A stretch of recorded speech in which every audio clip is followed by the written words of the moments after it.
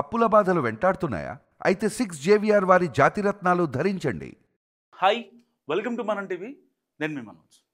H1B వీసాలపై ఏదైతే Donald Trump తీసుకున్న నిర్ణయం $1,00,000 పే చేయాలి, ఇక నుంచి వచ్చే వాళ్ళు ఎవరైతే ఉన్నారో వాళ్ళు ఎట్టి పరిస్థితుల్లో ఈ పెంచిన రుసుముని ఆ సర్చార్జ్ని మొత్తాన్ని చెల్లించిన తర్వాతే అమెరికాకి రావాలంటూ కూడా ట్రంప్ తీసుకున్న డెసిషన్ నిజంగా వరల్డ్ వైడ్గా ఒక ఉత్కంఠ పరిస్థితిని క్రియేట్ చేసింది చెప్పుకోవాలి. ఒక గందరగోళాన్ని కూడా క్రియేట్ చేసింది. సో ఇలాంటి పరిస్థితుల్లో $1,00,000 కడితేనే రండి H1B వీసాల పైన అని ఆయన చెప్పడం, అసలు ఆయనకి చెప్పే రైట్ ఉందా అనేది ఈ వీడియో ఉద్దేశం. సో ఇప్పుడు ఒక అధ్యక్షుడిగా, యుఎస్ అధ్యక్షుడిగా ఆయనకి ఈ డెసిషన్ తీసుకునే హక్కు ఎంతవరకు ఉంది, ఆయన తీసుకున్న డెసిషన్కి చట్టబద్ధత, ఇప్పుడు ప్రధానులైనా అధ్యక్షులైనా ఎవరైనా సరే ఒక డెసిషన్ తీసుకున్నారంటే కాదు, దానికి చట్టబద్ధత రావాలి. చట్టబద్ధత రావడం అనేది చాలా ఇంపార్టెంట్. ఏదో ఒక డెసిషన్ తీసుకున్నామంటే కాదు, దానికి చట్టబద్ధత రావడం కూడా చాలా ఇంపార్టెంట్. సో తీసుకునే డెసిషన్కి ఇది చట్టబద్ధత వస్తుందా, చట్టానికి అనుగుణంగానే ఉందా ఈ డెసిషన్ అనేది కూడా ఎవరైతే ప్రధానులు కావచ్చు, ఆ దేశాధినేతలు కావచ్చు, అధ్యక్షులు కావచ్చు, 1కి 2 సార్లు ఆలోచించుకోవాలి. ఇప్పుడు కొంచెం మనం టెక్నికల్గా మాట్లాడుకుందాం. సో ఇప్పుడు ట్రంప్కి అయితే ఈ H1B వీసా మీద డెసిషన్ తీసుకునే హక్కు లేదు. కాబట్టి కొంతమంది అక్కడ అనలిస్టులు ఎవరైతే ట్రంప్కి వ్యతిరేకంగా ఉంటారో వాళ్ళంతా ఏకమయ్యి ఒక మీటింగ్ పెట్టుకున్నారు. ఆ మీటింగ్ తర్వాత ఎవరైతే H1B వీసాలకు పెట్టిన $1,00,000 బేర్ చేయాలో, ఇప్పుడు H1B వీసా అంటే ఆ అప్లికెంట్ పే చేయడు, కంపెనీస్ పే చేస్తాయి కదా. సో ఆ బిజినెస్ టైకూన్స్ ఇంకా ఆ ఎంటర్ప్రీనర్స్, పెద్ద పెద్దోళ్ళు, బిజినెస్ మ్యాగ్నెట్లు, వాళ్ళంతా కూడా ఒక ఫైనల్ అల్టిమేటం ఇచ్చేశారు. ఏమని? $1,00,000 అంటే మా వల్ల కాదు, మేము కట్టలేము, మేము భరించలేము, ఇలాగే కనుక డెసిషన్స్ తీసుకుంటే అమెరికాలో ఐటీ పరిస్థితి మరింత దిగజారే అవకాశం ఉంది, కొంచెం గుర్తుపెట్టుకోండి ట్రంప్ గారు అని చెప్పి ట్రంప్తో మాట్లాడారు. మాట్లాడిన తర్వాత ట్రంప్ ఒప్పుకోకపోవడంతో ఒక టెక్నికల్ రీజన్ చెప్దామని కూడా ఈ బిజినెస్ టైకూన్స్ అందరూ కూడా ట్రై చేశారు. ఏమని? మీరు ఒక డెసిషన్ తీసుకున్నారు $1,00,000 అని చెప్పి, అది జాతీయ భద్రత కన్నా, మీరు తీసుకున్న డెసిషన్ జాతీయ భద్రత కన్నా కూడా ఏదైతే ఆర్థికంగా మనం బలపడాలి, వాళ్ళు ఇచ్చే డబ్బులు అనేదే ఆ ఇంటెన్షన్ ఎక్కువ కనిపిస్తుందంటూ కూడా వాళ్ళంతా మాట్లాడిన పరిస్థితి. ఆ మీటింగ్ తర్వాత ట్రంప్కి మెంటలెక్కిపోయింది. ఇప్పుడు ట్రంప్ డైలమాలో ఉన్నాడు. ఎందుకు ఏంటి అంటే, అసలు నిజంగా ఇప్పుడు ఈ $1,00,000 కాన్సెప్ట్ పెట్టాను, రేపొద్దున వీళ్ళు సుప్రీంకోర్టుకి వెళ్ళి న్యాయ పోరాటం చేస్తే పరిస్థితి ఏంటి అనేది ఇప్పుడు ట్రంప్ మైండ్లో తిరుగుతున్న ఒక డైలమా అన్నమాట, ఒక క్వశ్చన్. సో ఇలాంటి నేపథ్యంలో ఈ బిజినెస్ టైకూన్స్ అందరూ ఎవరైతే ఉంటారో chamber of commerce, American chamber of కామర్స్కి దీనికి ఒక కంప్లైంట్ చేశారు.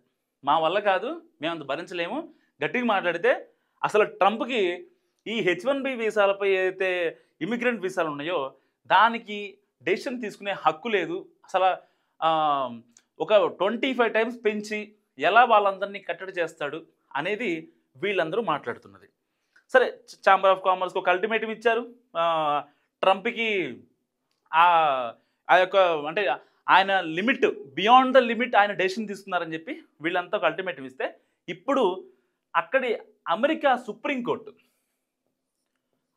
సుప్రీంకోర్టులో వాదనలు జరుగుతాయి మరికొద్ది గంటల్లో. ఓకేనా? సుప్రీంకోర్టులో వాదనలు జరుగుతాయి. ఒక పక్క ఛాంబర్ ఆఫ్ కామర్స్ అంటే ఈ బిజినెస్ టైకూన్స్ వీళ్ళందరూ ఉంటారు, అండ్ ఒక పక్క అమెరికా ప్రభుత్వం అంటే ట్రంప్ గారి తరపున వాదనలు వినిపిస్తారు. ఇప్పుడు ఎవరు గెలుస్తారు అంటే, ఇక్కడ ఒక రకంగా ప్రపంచవ్యాప్తంగా దీనికి న్యాయ పోరాటం అని పేరు చెప్తున్నారు, బాగానే ఉంది, న్యాయ పోరాటం. వాస్తవానికి న్యాయ పోరాటం, దీంట్లో సందేహమే లేదు. ధర్మయుద్ధం ఇది. $1,00,000 ఎవడు కడతాడు?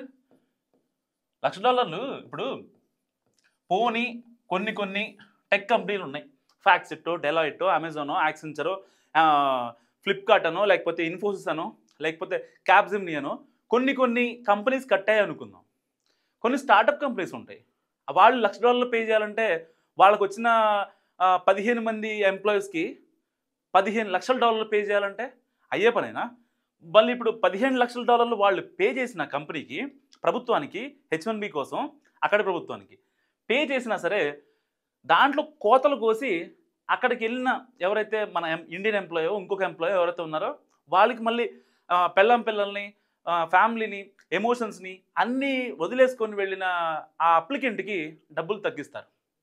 అంతకుముందు నార్మల్గా ఇప్పుడు గంటకి సపోజ్ $100 అనుకోండి, అప్పుడేమవుద్ది, ఈ $1,00,000 ఆయన మీద ఆల్రెడీ కంపెనీ పే చేసింది కాబట్టి గంటకి మహా అయితే ఒక $20 or $30 ఇచ్చే పరిస్థితి అనమాట. అంటే ఒక రెస్టారెంట్లో, వేర్ హౌస్లో చేసే వాళ్ళకంటే ఒక $5-10 ఎక్కువ అవుతుంది. మరి దానికోసం ఆ $5-10 కోసం ఇక్కడ నుంచి ఫ్యామిలీని అంతా వదిలిపెట్టేసి అక్కడికి వెళ్ళిపోయి ఆ ఎమోషన్స్ని క్యారీ చేయలేక, పిల్లల ఫీజులు, అక్కడ వాళ్ళ మెయింటెనెన్స్లు, ఇంకా బట్టలని ఇవన్నీ ఇంట్లో బోల్డ్ ఉంటాయి కదా. ఇప్పుడు ఎక్కువగా వెళ్ళేది ఎవరు? విత్ ఫ్యామిలీతో వెళ్తారు H1B వీసా మీద, ఎవరో బ్యాచిలర్స్ ఎవరో వెళ్ళరు కదా. సో ఇలాంటి నేపథ్యంలో అసలు ఏం జరుగుద్ది? ఇప్పుడు సుప్రీంకోర్టులో న్యాయ పోరాటం జరిగితే ట్రంప్కి పాజిటివ్గా వస్తుందా, నెగిటివ్గా వస్తుందా అనేది ఇప్పుడు క్వశ్చన్ గారిగా మారింది. సరే, ఈ క్వశ్చన్స్ అన్ని పక్కన పెడితే గతంలో ఒక 7 ఏళ్ల క్రితం అనుకుంటా, నాకు సరిగ్గా గుర్తు, ఏదైతే ఈ ముస్లిం కంట్రీస్ ఉన్నాయో, ముస్లిం కంట్రీస్ వాటిపై ట్రావెల్ బ్యాన్ పెట్టాడు. ఎవరో కాదు, మన ట్రంప్ గారే. ట్రంప్ మామ తీసుకున్న డెసిషన్స్ చాలా గట్టిగా ఉంటాయి కదా. ఆయన తీసుకున్న నిర్ణయం వివాదాస్పద నిర్ణయం మాత్రమే ఆయన తీసుకుంటారు. ట్రంప్ గురించి ఒక మాటలో చెప్పాలంటే, ఈ ముస్లిం కంట్రీస్ గురించి ఆయన అప్పట్లో జాతి భద్రత అనే ఒక్క రీజన్తో మొత్తాన్ని బ్యాన్ చేశాడు. అంత గమ్మున ఒకళ్ళు ఎవరు కానీ వెళ్ళారు అంటే, నేను బ్యాన్ చేసిన ముస్లిం కంట్రీస్కి ఎవరన్నా వెళ్తే అమెరికన్ ఇమిగ్రెంట్స్ వాళ్ళకి ఇక్కడ ఉండే హక్కు లేదు, ప్రాపర్ రీజన్తో వెళ్ళాలి, అత్యవసరం ఉంటే ఎంబసీని కాంటాక్ట్ అవ్వాలి, ఏదన్నా పని ఉంటే మాతో మాట్లాడండి అని అప్పట్లో ట్రంప్ తీసుకున్న నిర్ణయం ఎంత చర్చనీయాంశమైందో ప్రపంచ దేశాలన్నిటికీ తెలుసు, పర్టికులర్గా భారతీయులకు అందరికీ తెలుసు. సో ఇలాంటి నేపథ్యంలో ఇప్పుడు మావ తీసుకునే డెసిషన్ మీద అండ్ అమెరికన్ సుప్రీంకోర్టు అయితే డెసిషన్ మీద చాలా హోప్స్ ఉన్నాయి. ఒకవేళ ట్రంప్ కనుక అక్కడి సుప్రీంకోర్టుని, ఇక్కడ కూడా ముస్లిం కంట్రీస్ని బ్యాన్ చేసినప్పుడు కూడా సుప్రీంకోర్టులో వాదన జరిగింది అప్పట్లో. అప్పుడు సుప్రీంకోర్టుకి ఏం చెప్పాడంటే జాతీయ భద్రత అని చెప్పాడు. నేను కేవలం జాతీయ భద్రత గురించే ఆలోచిస్తున్నాను. సో ఒక అధ్యక్షుడిగా దేశ భద్రత అనేది నాకు చాలా ఇంపార్టెంట్, అందుకోసమే కొన్ని ముస్లిం కంట్రీస్ నుంచి ట్రావెల్ బ్యాన్ విధించాను. అక్కడి నుంచి మన దేశానికి ఎలాంటి అక్రమ వలసదారులు రాకూడదు, మన దేశం నుంచి అక్కడికి వెళ్ళకూడదు, ఎంత దూరంగా ఉంటే అంత మంచిది అని చెప్పి అప్పట్లో జాతీయ భద్రత అనే ఒక సింపతి కార్డ్ని యూజ్ చేసి చాలామందికి చెక్ పెట్టాడు. సో బాగానే ఉంది. సో ఇప్పుడు మరి ఈ జాతీయ భద్రత ఇక్కడ H1B వీసాలో 2 ఉన్నాయి. H1B వీసా ప్రకారం వీసాలో ఇది కనుక సుప్రీంకోర్టుకు వెళ్ళింది అనుకోండి, సుప్రీంకోర్టులో మరికొద్ది గంటల్లో కనుక దీని మీద వాదనలు జరిగితే, ఇటు ఛాంబర్ ఆఫ్ కామర్స్ నుంచి ఇటు ట్రంప్ అడ్వైజర్ ఎవరైతే ఉంటారో వాళ్ళ లీగల్ టీంతో సుప్రీంకోర్టులో H1B మీద వాదనలు జరిగితే ఇక్కడ 2 కారణాలు ఉంటాయి. ఒకటి జాతీయ భద్రత, రెండేమో అధిక రుసుము అంటే సర్చార్జ్. అధిక రుసుము అంటే ఆయన ఛార్జ్ చేస్తున్నంత $1,00,000 కదా. సో ఈ $1,00,000 డబ్బులు వస్తున్నాయనే ఒక్క రీజన్తో మరి H1B వీసా ఇచ్చి లోపలికి రానిస్తారా? అప్పుడు మరి జాతీయ భద్రతకు భంగమే కదా. అంటే $1,00,000 మరి ఫిల్టర్ కోసమా? ఎవరైతే వస్తున్నారో భారతీయులు కావచ్చు, ఎందుకంటే భారతీయులు 70% ఉంటారు H1B వీసాలో. 70 ఏంటి 70 to 75% ఉంటారు. H1B వీసాలో భారత్ నుంచి వచ్చేవాళ్ళు 70 to 75% పక్కా మనోళ్ళే ఉంటారు. రిమైనింగ్ ఆ 20-25% ఎవరు ఉంటారు తెలుసా? చైనా వాళ్ళు, రష్యా వాళ్ళు, వీళ్ళు ఉంటారు. సో మరి ఇలాంటి నేపథ్యంలో ఎట్టి పరిస్థితుల్లో ఇండియన్స్ని అరికట్టాలి కాబట్టి జాతీయ భద్రతను ఆపేస్తారా? మనోళ్ళు వెళ్ళి అక్కడికి వెళ్ళి ఘోరాలు చేసినాయి అలాంటివి ఏమి లేవు. మన కారణంగా అక్కడ అమెరికా జాతి ఇంకా వాళ్ళు బాగుపడ్డారు తప్ప, వాళ్ళ జీడిపి పెరిగింది తప్ప మన వల్ల ఎక్కడా కూడా వాళ్ళు డౌన్ అవ్వలేదు. So point 1 clear. ఎందుకంటే మన వాళ్ళు నెక్స్ట్ లెవెల్లో స్కిల్ ఉంటుంది. అండ్ ఐటీ ప్రొఫెషనల్ మొత్తం ప్రతి కంపెనీలో మెయిన్గా పొజిషన్స్లో ఉండేది మొత్తం మనోళ్ళే, దాంట్లో ఏ డౌట్ లేదు. అండ్ ఇక్కడ అధిక రుసుము వల్ల ఈ జాతీయ భద్రతను చూపించి లోపలికి అమెరికాకి రాండి, ఇబ్బంది ఏం లేదు, మరి H1B వీసా ఇచ్చేస్తామంటే కోర్టు ఎంతవరకు యాక్సెప్ట్ చేస్తుంది? ఫస్ట్ ఆయన చెప్పే జాతీయ భద్రత బాగానే ఉంది.